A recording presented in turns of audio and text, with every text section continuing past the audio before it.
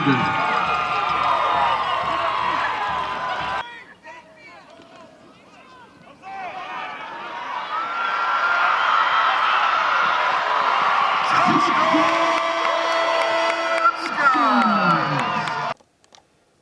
to Coffee with Coach in a new atmosphere today, right, Coach? Well, hey, it doesn't matter rain or shine.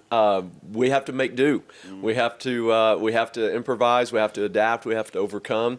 And so we've had to move locations. We knew there was a good chance of rain this morning, so we were kind of ahead of the game a little bit where we're going to be, but we weren't expecting to not have our assistant videographer, Coach Mackey, who's typically running our Twitter Live, which I'm looking at right now.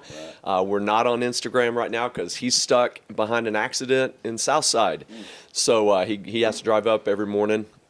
And so he's stuck behind an accident, and we've had to move to the football complex, and this is our player lounge. We've got a few couches here, a little bit of artwork on the walls. We've got our Nacho Memorial right here as well. So we're adapting and overcoming, and I've got my home brew of coffee. This is my second of the day, so we may be wired before we get done with the interview today, but we are live and ready to roll. That'll work. Hey. Nothing wrong with a couple of cups of coffee before you get rolling in the morning. Amen. And this is a beautiful setting up here. It is. The artwork is good, and Nacho Memorial, of course, is precious to all of us here at Lyon College. Absolutely. Well, last week we had a good time talking to Miss Yeah, Michelle. yeah.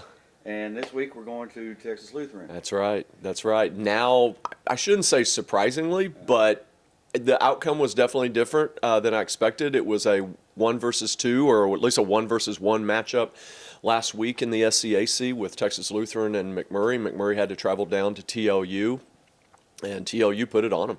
TLU played a great game, and now they're poised at 6-1 if they run the table to win the conference. First time SCAC football since 2016, but also probably, from what I hear, probably a 90% chance if they run the table of getting one of the 40 at-large bids for the NCAA playoffs, this is the first year going from 28 to 40 32 to 40, to grow the playoffs. And so it's giving opportunity for a conference like the SCAC that doesn't have an automatic qualifying bid, because we're brand new back to it and don't have enough schools yet to be able to get an at-large bid.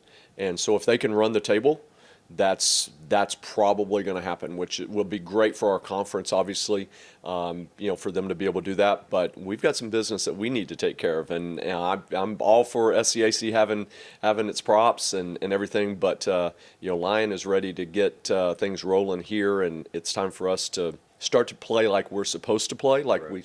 we know we're capable of, like we've been coached to and practiced to, and it's time for that dub to start growing and come on board here.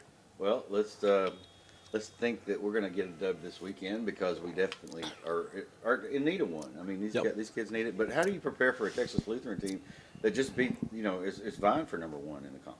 Well, first of all, I mean, they're super well coached, as I talked about last week, as well coached as anybody in our conference for sure. I have a lot of respect for the folks all over. I mean, the coaches at Austin College are doing a great job. Centenary doing a tremendous job. Obviously, stepping into the to real. I shouldn't say real, but they're playing, at the varsity level for the first time this year. McMurray and Coach Neal and their staff, they do an awesome job. But Coach LaHue and the folks at Texas Lutheran have done a tremendous job so far this year. Really talented team overall. Very impressed with their offensive line. Very solid at quarterback. Very solid at the wide receiver core and running back. Their secondary, their linebacker core, their defensive line is all very solid. They do a tremendous job. Maybe not as talented as other teams we've even seen this year, but probably play better together than anybody we've seen. So this is a really, really good football team, top to bottom. Not a lot of weaknesses. They got a punter that can boom the ball. They've got a kicker that can put it in the end zone every time. Even their special teams is very well coached and very athletic. but so are we.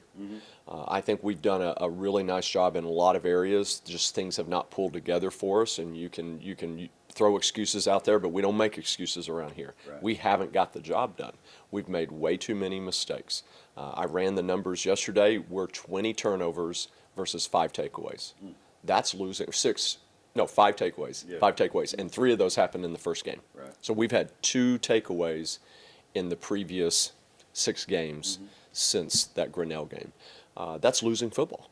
You can't win football at any level. College football, NFL, high school, Pee-wee. If you're turning the ball over at that rate and not taking it away at as an equal or greater rate. Right. So that's number one. And then the negatives. Negatives in big plays defensively. We have probably as equal a number of negative plays, tackles for a loss or sacks or whatnot, than any team in the conference, but our negatives have been much bigger. Snaps over a head, fumbled snap, something like that, big sack, we fall back another 5 yards. Now all of a sudden, instead of a 5-yard tackle for a loss or a sack or a 3-yard tackle for a loss, it's now an 8, it's a 10, it's a 12. Those are killers. Those are backbreakers.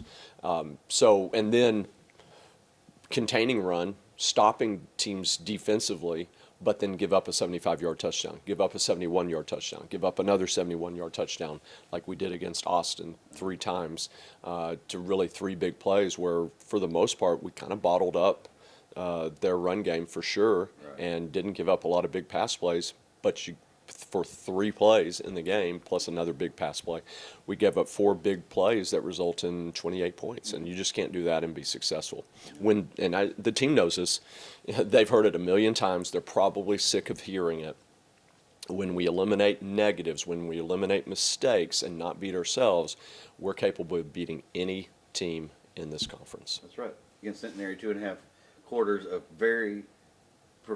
it was basically mistake-free. It wasn't totally mistake-free, but it was more or less mistake-free football. That some of the best that I've seen all year. Yeah. And you had a 21-14 lead going into the fourth quarter. Absolutely. I mean, the guys were really focused in knowing what they were doing. Well, we were able to run the ball. We were able to run the ball, limit the number of times we have to throw it. We were not great in third down conversions. If I remember right, we were something like 5 for 13 or 5 for 15. Something in that range was a little bit below our clip of 42% that we want to accomplish. But our fourth down conversion rate was 100%. I mean, I think we were 3 for 3 or something like that. We converted a 4th and 1, a 4th and 2, and I want to say another 4th and 2 or 4th and 3. So you kind of negate. I always add that on. I tack that on to my third down conversion rate. Let's not get into 4th downs, but when you convert a 4th down, that's converting a 3rd down to me. Right. So we were able to continue to march the ball, possess the ball, maintain field position, change field position at times because we had some long drives, ate up a ton of clock. Time of possession was in our favor. But again, when you turn the ball over, particularly critical late situations, everything's off the table now, or everything's on the table for your opponent. Right. Offensively, kind of talk about the health of the team and how we're going. How we're looking going into a big game with TLU down in where is that? Seguin, Texas. It is between Austin and San Antonio. Okay. So beautiful country down there in the valley. But it's every day we meet at 1:15. Staff meeting at 1:15. We plan out the day. We go through our academic alerts. We go through breakfast checks. We go through guys who are at performance training, not at performance training, consequences, and then usually around 1:30 to 1:45, we're looking at the treatment report. And there's a lot of the guys that are on there, forever. They've got a long-term injury. They're out for the season and whatnot. We skip over those because we know those. But we're looking at those critical 4 or 5 guys that have popped up on the injury report. We know they're limited or we know they're out. And fortunately, a bye week allows some of those injuries to start to wane because they're not constantly beating on that same injury and trying to work through practicing games. Cohen Pfeiffer has been lamed up with a high ankle sprain since the Centenary game, the first one. The first Centenary game, and he's played through it. And so having that bye week was huge for him. He's able to recover a little bit better. We've not had Zane Alls, our starting right tackle, which Cohen Pfeiffer moved from right guard to right tackle because of Zane's injury. We've not had Zane for an entire month. I mean, he was out after the very first snap of the TLU game, right before the first centenary game. And so we're just now getting him back, and we're hopeful that he'll go. He'll still be a little bit of a game time decision. But we were talking about it just yesterday or the day before with Coach Lawhorn, our offensive coordinator and offensive line coach. We've not had our normal starting five on the offensive line for over a month. We've had to shuffle guys around. You know, Shane Hampton, who's really been our center to start the season, has had to move to left guard. And Joseph Crumby has come in and filled in at center. He was kind of a swing guard center for us, and now he's been our starting center for 4 weeks. So we're hopeful that we'll get everybody back. And then, you know, even like Eli Roberts, who's our starting left tackle from the start of the season, he's missed several practices this year just with illness. And so, you know, we've not even really been, you know, starting five in practice a lot of times. And it's really hard to have a lot of continuity on an offense when you don't have continuity on your starting five of your offensive line, and that's been hard. But a bye week helps guys to be able to recover and bounce back from those things, and be able to get ready and get going for the next game. And so we've got a 3-game push here, where we're hopeful that, you know, we can maintain this level of health, and really get some continuity on really all phases of the game. But offensive line's been the critical one.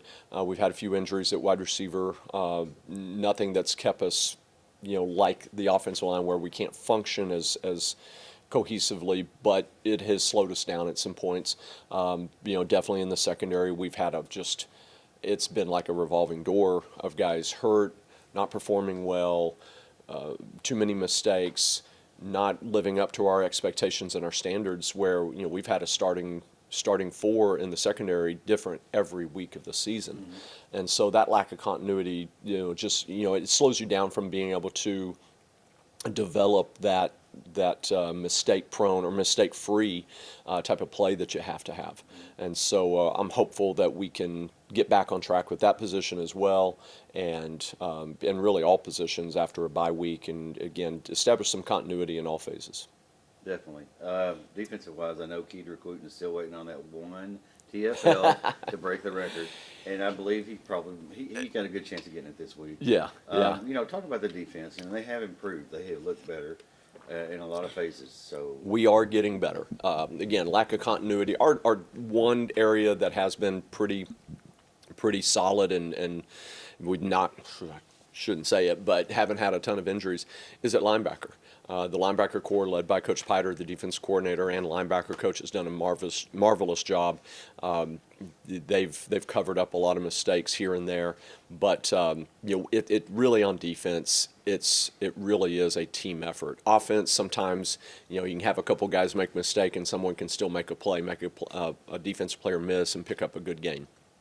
But on defense, it just takes one person to make a mistake, and it could be going to the house. And so having that continuity is really huge. Defensive line, absolutely. You know, Kedrick, we're ready for the TFL record and all that. He's been so close on a couple times. I mean, even last week or 2 weeks ago against Centenary, you know, he's right there to get a sack, and he doesn't bring his feet to the upfield shoulder, and he just kind of runs by. Hello, Coach Briggs, how are you?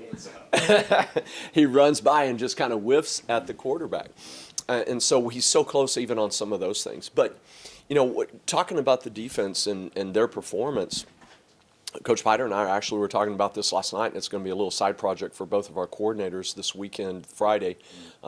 You know, when some of their spare time, when they're not recruiting, sleeping while they're sitting on the bus for 10.5 hours, is taking a look at our conference standings minus some of these mistakes. Just a brief look at it, and I don't want to get too much in detail because I don't have all the details, but if you take away some of our, just, you know, 50% or 75% of the yardage of our negatives offensively, we're probably in the top, probably close to the top 2 in rushing in our conference.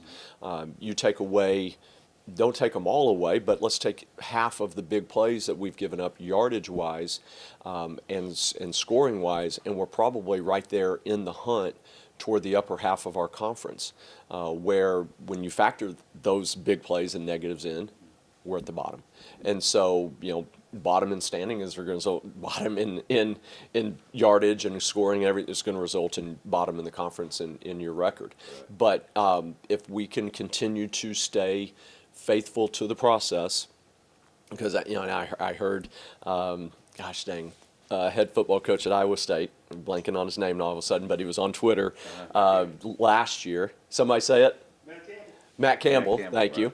Matt Campbell had a speech to his team last year. I remember it coming out, and someone retweeted it yesterday, and it's just lovely. It's just so appropriate to us.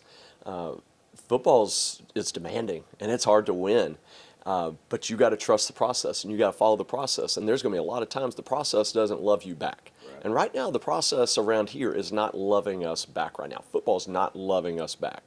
But if you continue to stay faithful to the process, there will be a time when the process starts to love you back. And that's where we've got to stay faithful to all the things that we do, the Lion way, all the little things that we demand of our players, checking in every morning before during breakfast before they go to class, their academic game planner meetings with our coaches, doing their XA app and tracking their sleep habits, and making sure that they're getting quality sleep and staying on top of their health there. All those things interwoven, and then just getting out to practice and having great practices and improving the 1% rule that we have around here every day. The process will eventually love us. It may not happen today, may not happen tomorrow, may not happen next week, but it will happen. It's just a matter of time. It's a matter of time and persistence, and I think that's one of the core foundational mantras around here at Lyon College is persistence. Persistence, that's true. Yeah. That's true. Special teams have made a difference in the last, especially against Centenary. Yes. And Austin College, they did well too, as far as the return game goes. Yeah. And the punt block and return, is Yeah. that what you call it? Yeah. The punt PBR. blocks, the PBR, that's right. Yeah. Not the rodeo. But we had a great punt block for a touchdown. Yeah. And some of the returns are really becoming exciting to watch.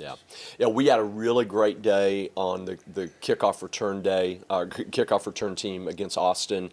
A little bit more of a struggle last week against Centenary, or 2 weeks ago against Centenary.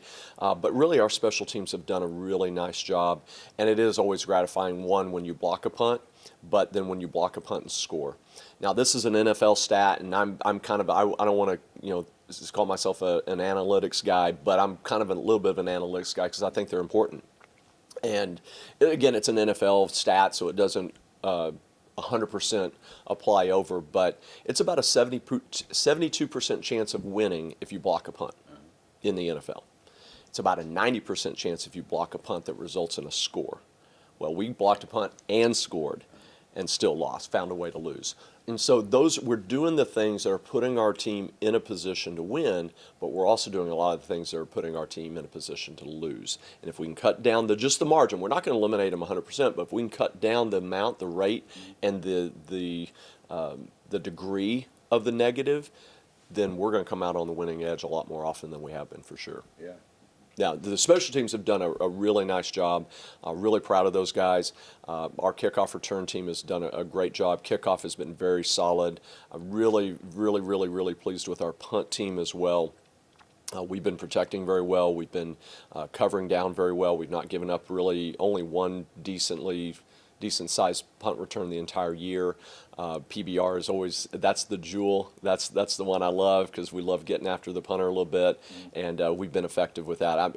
I can't praise enough Aiden Huntsman, Mark Brown, who's a freshman, Aiden's a senior, and Donovan Jordan for sure. Those three have really been kind of the linchpins in making some of those things happen. You watch the punt block against Centenary 2 weeks ago. You watch the one earlier in the year. We do it too. We put three big guys back there in front of the punter. It's called a shield punt, and it literally is that. They're a wall. They're a shield for the punter's foot, and they're usually really big guys. We probably have the smallest guys because I like having a little bit of coverage down with those three guys. But most guys are going to put some mobile offensive linemen or defensive linemen in there, so you got some beef. Aiden Huntsman, all 205 pounds of him, God love him, he just throws his body freaking in the breach. Like, he's just there's that brick wall, go run through it.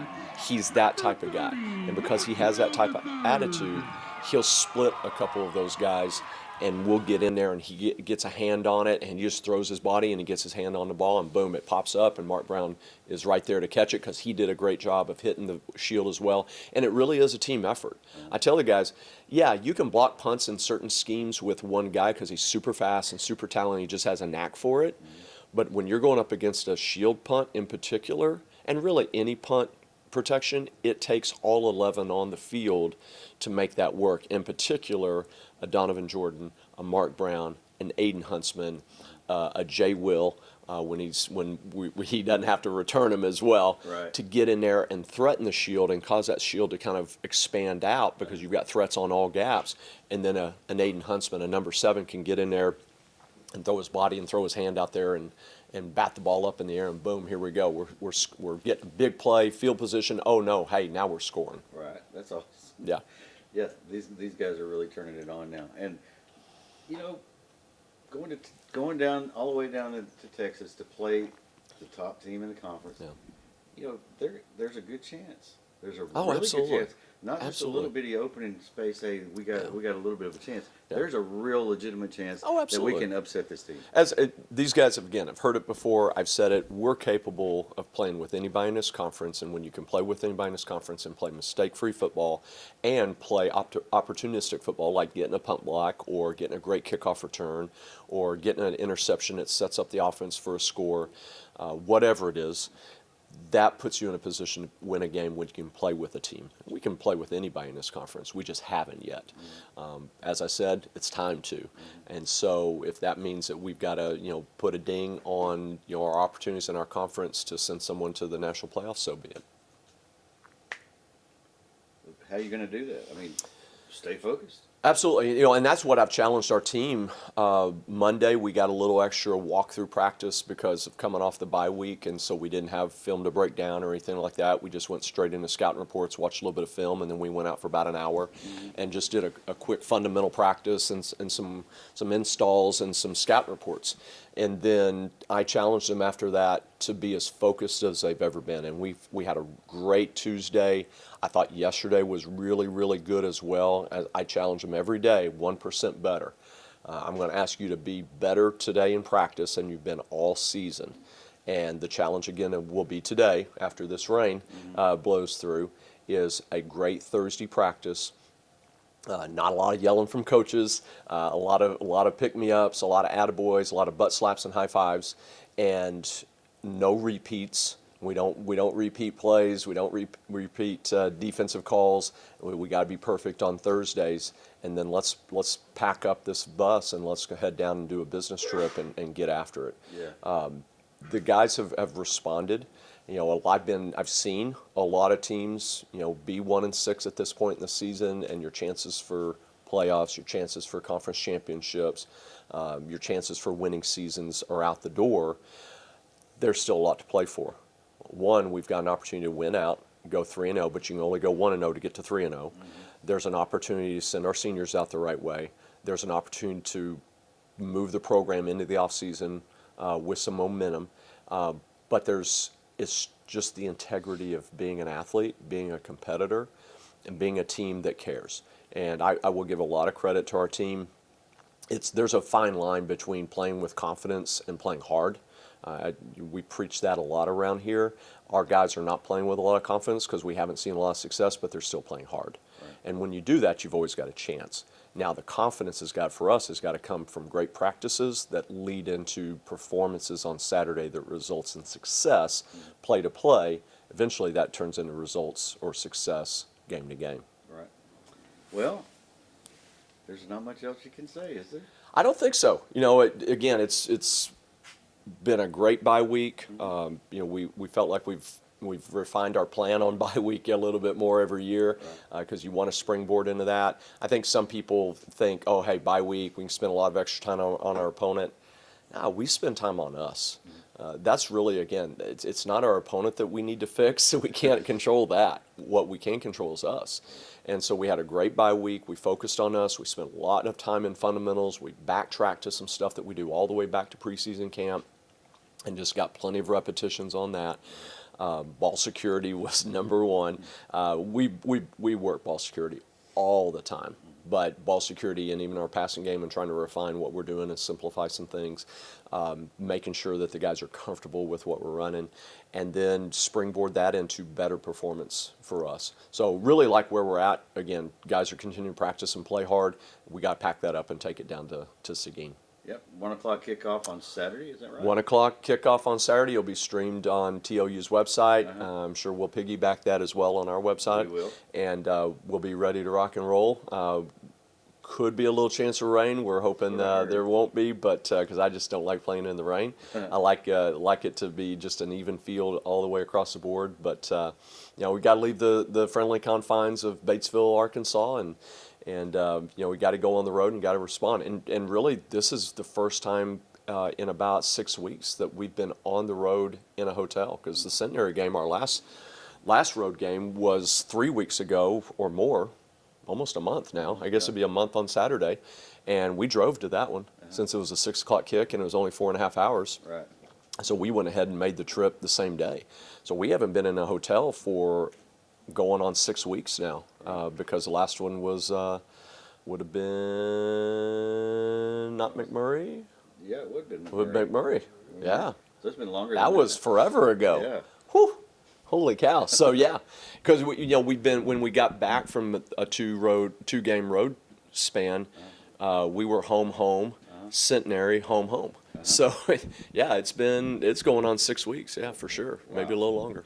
So that's a little bit of an adjustment. but Yeah, not too yeah. bad. The good thing is we got so many older guys, they know how to travel. Right. And the younger guys that are with us this week, they've all been on the road with us once already. I don't think we have really any new freshmen that haven't been on the road for an overnight with us. So it'll just be old hat for us.